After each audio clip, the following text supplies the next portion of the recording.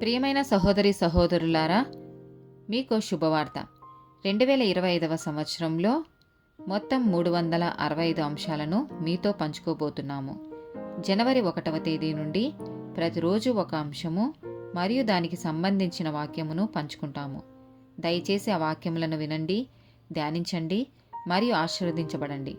దయచేసి సబ్స్క్రైబ్ చేయండి మరియు మీ స్నేహితులతో పంచుకోండి.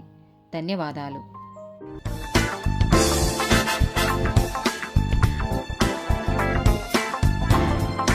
87th డే టాపిక్ కష్టాలు. రోమీలకు రాసిన పత్రిక 8వ అధ్యాయము 28వ వచనం.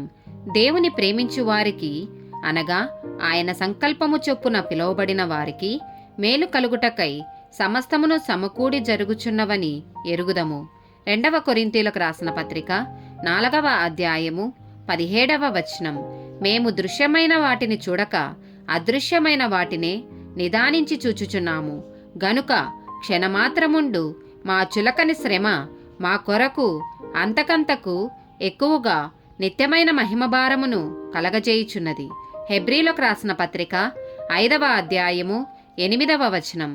ఆయన కుమారుడై ఉండియు తాను పొందిన శ్రమల వలన విధేయతను నేర్చుకొనెను.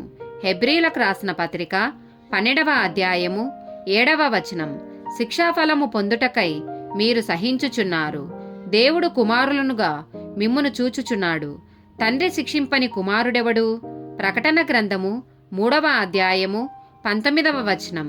నేను ప్రేమించు వారినందరినీ గద్దించి శిక్షించుచున్నాను గనుక నీవు ఆసక్తి కలిగి మారుమనసు పొందుము. ఆమేన్.